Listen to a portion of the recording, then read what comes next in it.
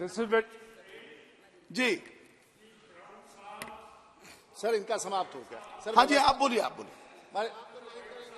व्यवस्था पर की व्यवस्था सर ये है कि जो विषय ये लेकर आ रहे हैं अंतर्राष्ट्रीय धरती की घटना हमारे सदन से कोई ठीक है, सरोकार नहीं ठीक है, है, उसको एक्सपंज किया जाए। या देख लेंगे। जी जी बिल्कुल, आप बोलिए।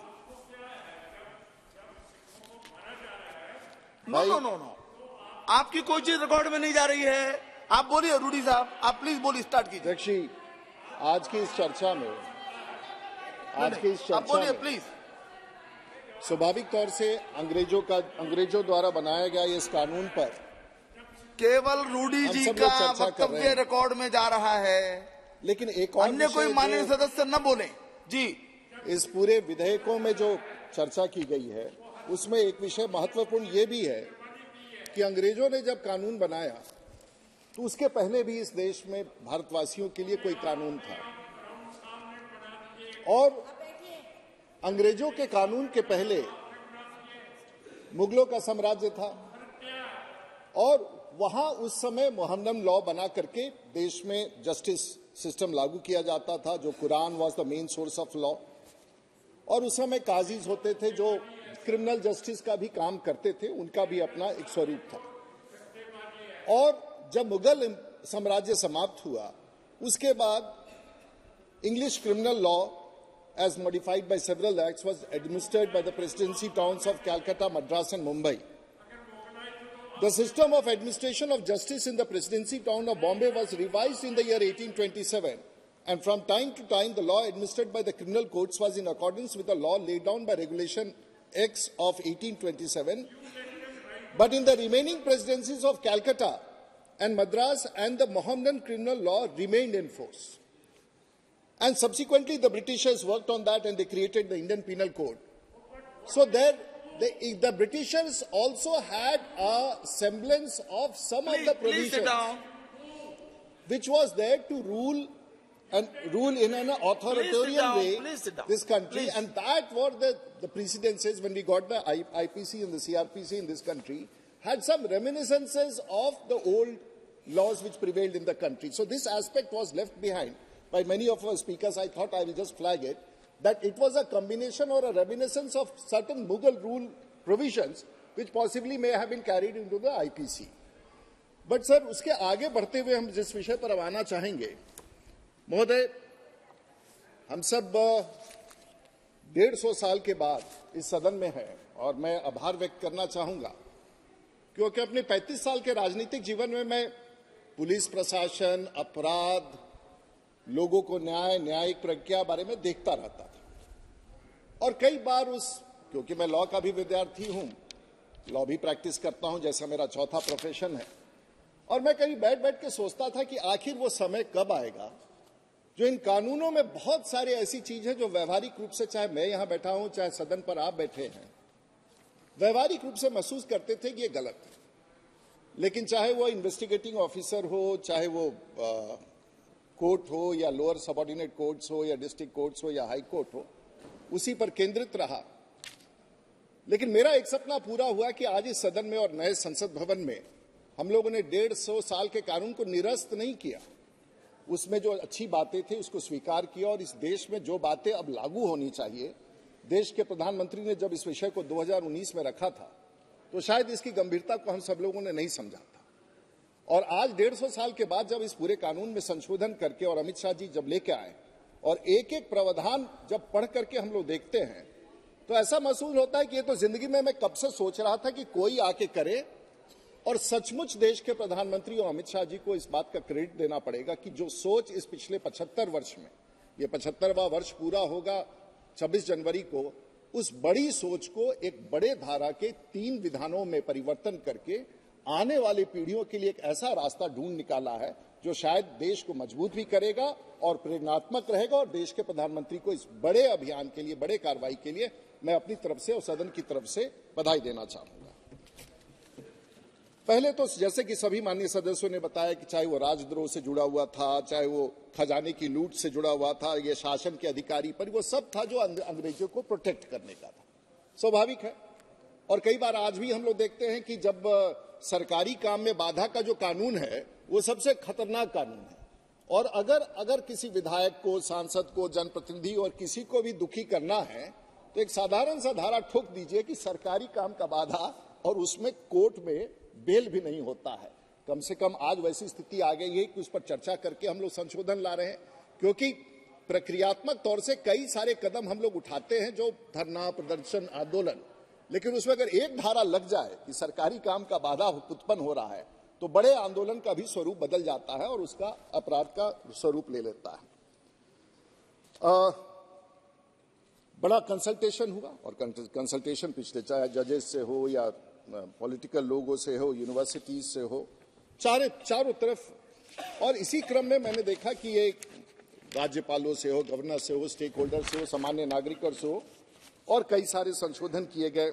और कम से कम आज जो हम लोग परहेज करते हैं, और देश के प्रधानमंत्री जी ने भी बहुत सारे परिवर्तन किए हैं, और वो शब्द कि parliament of United Kingdom, provincial act, London gazette, jury and barrister, आज भी पता नहीं आप लोगों के कोर्ट में होता है कि नहीं, लेकिन बिहार में अभी भी जज साहब को हम हजूर, हाकिम से संबोधित करें कि हजूर सुना जाए, हाकिम सुना जाए। तो आज भी वो अंग्रेजों का वो जो शब्द था, जो हम गुलामी वाले शब्द, पता नहीं उसमें कोर्ट में अब संशोधन हुआ है कि नहीं। और कई बार लोग कहते हैं कि मिलॉर्ड भी एक ऐसा शब्द है जो it is a symbolic of insubordination, but I do not know, I do not have to comment on that. But हजूर, हाकिम, ये शब्दों का उपयोग आज भी बिहार के कोर्ट में, पता नहीं बाकी सारे कोर्टों में क्या स्थिति है मैं नहीं जानता हूं, इस प्रकार से। और वो बड़े शब्द great Britain, British govern, crown, हर मैजेस्टी, ये सब चीजों से अब हम लोग बाहर निकलेंगे। और लेकिन एक चीज और हो रहा था कि इस कानून से, क्योंकि 150 साल से ये कानून था, मोटे तौर से लोगों का भरोसा कोर्ट में, एक तो न्यायिक प्रक्रिया इस भारत में या तो पुलिस से शुभारंभ होता है, और मैं अपने इलाके में जब भी कोई नया अफसर आता है, चाहे वो छोटे ओहदे का हो, मैं उससे यही विनती करता हूं कि भाई तुम्हारे यहां से जो न्याय मिलेगा ना, वो न्याय भगवान के न्याय से बड़ा न्याय होता है। अगर पुलिस इन्वेस्टिगेशन में अपनी डायरी में सही बात लिख दे तो गरीब को न्याय वहीं मिलता है, क्योंकि प्रत्येक दिन हम लोग गांव देहात में रहते हैं, पता चलता है कि एक महिला अपनी छोटी से बच्चे को लेके आई है, उसका डेली वेजेस पर उसका हस्बैंड काम करता है, घर की स्थिति अच्छी नहीं है, और पता चला कि उसके पति को, अपराधी है नहीं है वो सब तो हम लोग तय नहीं कर सकते, उसका पति जेल चला गया। अब कोई कार्यकर्ता, भारतीय जनता पार्टी का कार्यकर्ता लेके आता है कि इनका मदद कर दी, ये बहुत गरीब बा। ये नहीं कहते कि उसके पति अपराध में है नहीं है, क्योंकि पुलिस जो है, एक जो प्रक्रिया है कि अपने स्टेशन एंट्री डायरी करके किसी केस में, आप अध्यक्ष यहां बैठे हुए हैं, कोई भी व्यक्ति हम लोग यहां सदन में हो और हमारा नाम किसी भी इन्वेस्टिगेशन में किसी के विटनेस के रूप में डाल दिया जाएगा, और 5 लोग कह दे कि ये वहां उपस्थित थे, सिर्फ 5 गवाह लगा दे, और 5 गवाह ऑथेंटिक है जो उनको कोर्ट में तोड़ा नहीं जा सकता है, तो आप अपराधी करार दिए जाएंगे। और हम लोगों ने कई बार देखा है कि किसी भी इन्वेस्टिगेशन में विटनेसेस अगर गलत भी आरोप लगा करके अपना बयान देते हैं, और वहीं बड़ी जिम्मेवारी होती है आयोग की कि ये गलत बोल करके कह रहे हैं, सच्चाई और साक्ष्य अलग है। और इस विषय पर मैंने देखा है कि पूरे प्रावधानों में इसमें भी एक मजबूती से एक प्रावधान किया गया। प्राथमिकी दर्ज होता है, रजिस्टर हो जाता है, प्राथमिकी में अगर आधार ऐसा हो कि गिरफ्तार करना हो तो रात को पुलिस छापा मारती है।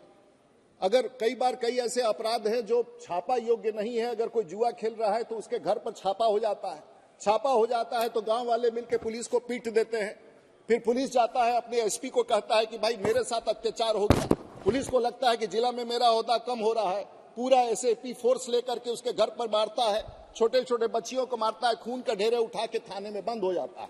सुबह सांसद महोदय के पास फोन आता है कि एकदम अत्याचार हो, उसके दरवाजे पर जाते हैं, देखते हैं कि सचमुच पुलिस ने अत्याचार किया है। गलती किसकी है?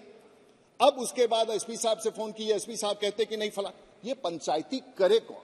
न्याय का पहला द्वार है वो थाना, वो आईओ, जो अगर न्याय दे दे और उसकी प्रशासकीय काबिलियत हो तो शायद में बहुत सारे विषयों को हम लोग दूर कर सकते हैं। अब डायरी लिख के आता है, और डायरी लिखने के बाद वो नोट करता है और कहता है कि भाई इतने दिन के भीतर इसको चालान कर देना है। तो उसके ऊपर यह नहीं है कि मैं अनुसंधान करूं, उसके ऊपर यह दबाव है कि हम चार्जशीट पेश कर दें, और चार्जशीट पेश करने के बाद वो चलता रहता है, और उसके बाद होता है कि चार्जशीट पेश करिए, अब कोर्ट में जाइए, और लगातार इसके बारे में भी मैं आगे बताऊंगा महोदय। और स्वाभाविक है इस तरह से अगर केस चलेगा तो 3 करोड़ से ज्यादा जो लोअर कोर्ट, हाई कोर्ट और सब जगह केसेस पेंडिंग है उस प्रकार से हो। और कई बार ऐसे केसेस होते हैं कि वर्षों तक चलते जाते हैं। इस बार के जो प्रावधान है कि ये बहुत बड़ा है और कठिन भी है, देश को, सरकार को लागू करने में कठिनाई भी होगी कि अब ये तय कर दिया है कि कोई भी आपराधिक वारदात हो उसमें फॉरेंसिक एविडेंस मस्ट हो। हम सब फॉरेंसिक रिपोर्ट के बारे में जानते हैं महोदय। अभी एक फॉरेंसिक रिपोर्ट कहीं से अगर उठाया जाता है 3 साल, 4 साल, 7 साल, 8 साल तक फॉरेंसिक रिपोर्ट नहीं आता और केस ऐसा ही खत्म हो जाता है, मर जाता है। 11 मिनट हो चुके हैं जी, 11 मिनट हो चुके हैं, आपको ध्यान अभी तो सर आप 11 मिनट हो चुके हैं आप, तो मैं जल्दी खत्म कर। जी बहुत जल्दी कीजिए। बड़ा इंटरेस्टिंग सर, मैं आपको बता रहा था हमारे दिमाग में, पता नहीं आपने कभी, आप तो श्रीलाल शुक्ल एक ICS ऑफिसर थे, बड़ी है पुस्तक राग राग दरबारी, यस यस, उसी के बारे में बता रहे हैं, उसी से Classic। बता रहे हैं सर। ये सब बात बताएंगे नहीं तो कहाँ कोई जी बताएगा। जी जी जी जानते हैं सर। नहीं जी, सर, खत्म please। करें। तो Anyway, राग दरबारी में दरोगा का जो चित्रण अंग्रेजों के बारे में किया था कि लुंगी पहन करके भांग घोट रहा है और बैठा हुआ है और चौकीदार घूम रहा है, महोदय कम से कम उस वातावरण से अब हम लोग बहुत आगे आ गए हैं महोदय। हम तो इस राजनीतिक, अब तो आप कह रहे हैं कि छोटा कर दीजिए, लेकिन 2, 4, 5 बिंदु हम फटाफट आपको बता करके समाप्त करेंगे महोदय। एक तो इन्होंने बहुत अच्छा किया है माननीय अमित शाह जी ने और देश के प्रधानमंत्री में कि अगर कस्टडी में कोई जाए तो मैंडेटरी सर्टिफिकेट देना है, उस परिवार वाले को सूचना देना है। हम लोग के पास पैरवी होती है कि कहां गया, कोर्ट के पास जाओ, हेबियस कॉर्पस लगाओ, ये मैंडेटरी कर दिया गया, बहुत ही अच्छा है। ऑनलाइन व्यवस्था कर दी गई सूचना देने के लिए। यौन उत्पीड़न में अगर कोई बयान महिला देती है तो उसका वीडियो रिकॉर्डिंग हो, एक्स्ट्रॉर्डिनरी, ये बिल्कुल और बिल्कुल सीक्रेसी में हो। आरोप डायरी में लिखते रहिए, नाम डालते रहिए, इस प्रक्रिया को समाप्त करने का बड़ा जरूरत था जो इसमें डील किया गया है। और चार्जशीट 90 दिन के अंदर दे देना है, ये नहीं है कि चार्जशीट एक बार कर दी और 5 साल तक डायरी इन्वेस्टिगेशन, दरोगा बदल गया, हम लोग पैरवी कर रहे हैं, नाम निकालो, नाम डालो, नाम निकालो, नाम दिलाओ, पता नहीं। हमारे यहाँ तो बिहार में चलता है, लेकिन फिर भी बिहार का पुलिस प्रशासन इस मामले में बहुत अच्छा है। डीम्ड परमिशन, अगर कोई सरकारी कर्मचारी के खिलाफ कोई आरोप बनता है तो उसे अगर सरकार 120 दिन के भीतर अनुमति नहीं देती है तो अधिकारी गलत करता है तो उसके खिलाफ केस दर्ज हो जाएगा। ये बहुत बड़ा निर्णय है, नहीं तो सरकार से अनुमति आने में वर्षों लग जाते थे। और एक और बहुत ही अच्छा काम किया, पता नहीं अमित शाह जी के इस बड़े अनुभव का, एसपी साहब जब थे वो केस इन्वेस्टिगेट किए और डीजी बन गए हैं और वो कोर्ट में हाजिर नहीं हो सकते हो, जब तक उनका बयान नहीं होगा तब तक कोर्ट डिस्पोज नहीं होगा। कम से कम अब ये तय हो गया है कि जो एसपी के लेवल पर केस है, चाहे वो फाइल इंस्टीट्यूशनली उसके पास रहेगा और वही उसके लिए जिम्मेवार रहेगा। दोषित आरोपी को कुर्की कर लेने का, पहले था कि महोदय ये बड़ा आपने देखा होगा, 5 लोग अभियुक्त हैं, 1 आदमी हाजिर हो गया, 4 आदमी हाजिर नहीं हो रहा है जी, तो 4 आदमी अगर हाजिर नहीं हो रहा है तो केस चलेगा ही नहीं होता है तब तक जब तक हाजिर, वो खत्म करके प्रावधानों में परिवर्तन किया है। ऑर्गेनाइज्ड क्राइम के बारे में जो प्रोविजन किया गया है वो बहुत इंपॉर्टेंट था। और चेन स्नैचिंग तो कोई ऑफेंस ही नहीं होता था। हम लोग रोज किसी राज्य को अगर कहना है कि यहाँ कानून व्यवस्था टूट गया तो कहिए कि चेन स्नैचिंग का इंसिडेंट, क्योंकि उसको कानून पढ़कर के समझ में आ गया कि इसके खिलाफ नहीं। महोदय एक ह्यूमन टच, पहले लोग था कि एक गरीब आदमी है या विकलांग आदमी है, उस पर केस हो गया, उस पर आरोप लग गया और साबित हो गया वो विकलांग है, अब उसको भी उसी प्रकार से ट्रीट किया जाता था इस प्रकार से कोई ठीक ठाक आदमी जिसको चोट लगा हो, छूट के चला गया हो, उसको भी आप लोगों ने किया, चाइल्ड ऑफेंसेस पर किया। लेकिन महोदय एक बताइए, हम सब नेता हैं यहाँ पर, हम लोग सब बैठे हुए हैं, हम अपराध करके इस सदन में आते हैं और क्या आपके पास ये अधिकार है, मानवीय अधिकार है कि आप मुझे इस सदन से कानून पारित करके मुझे रिहा कर दोगे? महोदय बिहार में, बिहार की सरकार ने राजनीति के लिए 22 ऐसे लोगों को जिन पर आजीवन कारावास था, जिन पर आपराधिक मामले थे, जिन पर आजीवन कारावास था, हत्या का, लूट का या जो भी कर्म, मैं भी राजनीतिक व्यक्ति हूं, उन सबको बिहार की सरकार ने छोड़ दिया। क्या ये सही है उन दोषियों का, उन लोगों का जिनके घर गरीब परिवार? महोदय मैं ये विषय कर रहा हूं और देश की सरकार ने इसको भी प्रावधान में, मैं तो बिहार से आया हूं, 90 में जब विधायक बना, मेरे साथ काम करने वाले बहुत सारे ऐसे मित्र हैं तो या तो गोलियों के शिकार हो गए या भगवान को प्यारे हो गए या आजीवन कारावास हो गए। ईश्वर की दया है कि मैं यहां पर तक बिहार के राज्य में जहां चुनाव में, जहां मैं आर्मरी खोल करके हथियार जारी किया जाता था चुनाव लड़ने और लड़ाने के लिए, मैं वैसे राज्य से राजनीति करके आया हूं। मैंने अपराध को अपने आंख के साथ देखा और भगवान की कृपा और अपने मित्रों की कृपा, अपने परिवार की, कि अपराध की दुनिया से। लेकिन महोदय एक बात बताइए, मैं पॉलिटिकल आदमी हूं, मैं 10 साल तक केस, मैं 11 साल तक जब मैं छपरा कोर्ट में जा रहा हूं, हेडलाइन चलता है जिला में कि राजीव प्रताप रूडी केस में अपीयर हो रहे हैं, हाई कोर्ट में अपीयर हो रहे हैं। मेरी में अपराध क्या था? अपराध यही था कि चुनाव घोषणा के एक दिन पहले सर्किट हाउस में जो मैं ऑथराइज था, मैंने प्रेस कॉन्फ्रेंस किया और वहां के एसडीओ ने मुझ पर केस कर दिया। मुझे लास्ट पॉइंट वहां के कर दिया और 10 साल तक मैं कोर्ट में अपीयर होता रहा कि प्रसंग जरा संक्षिप्त करिए। महोदय अंतिम मैं बता रहा हूं महोदय, उस केस में मुझे 11 साल रहना पड़ेगा। पिछले बार पुलिस ने लगातार, क्योंकि सरकार मेरी पक्ष में नहीं है सर, पुलिस लगातार केस करते रही चुनाव में, मैंने एक में बेल नहीं लिया। तो मैं चुनाव जीत के आऊंगा, अगला दिन फाइनल हो जाएगा और मुझे कोर्ट का चक्कर नहीं लगाना पड़ा। तो ये सब इतने सारे लूपहोल सिस्टम है जिसको हम लोग दूर करना चाहेंगे। लेकिन आज देश की सरकार ने, माननीय प्रधानमंत्री जी ने वो ऐसा काम कर दिखाया है जो पिछले मैं नहीं समझता हूं कि कभी आने वाले दिनों में ऐसा हम लोग, बहुत सारे मुद्दे ऑल भी महोदय, और मैं आपसे यही आभार व्यक्त करना चाहूंगा देश के प्रधानमंत्री का कि आपने जो निर्णय, अभी हाल फिलहाल चुनाव के परिणाम आए और उसमें परिणाम हतप्रद करने वाले थे। अब मुझे देश के लोगों की समझ में आता है कि देश के प्रधानमंत्री ने गरीबों के लिए किस प्रकार से धरती पर जाकर, और ये कानून भी उन गरीबों के लिए है, बड़े लोगों के लिए नहीं है महोदय, ये कानूनों में संशोधन। और मैं आभार व्यक्त करना चाहूंगा देश की सरकार को और खास करके प्रधानमंत्री जी को और अमित शाह जी को और अपने सदन को कि हम लोगों ने इसको इतिहास के पन्नों में दर्ज करने के लिए आज इस सदन में आकर के हम लोगों ने चर्चा करके पारी करेंगे। मैं इस Thank you, sir. Thank you for allowing me to speak on अपना such मंतव्य देकर के important bill, sir. As we are replacing three bills with three new bills, sir. So when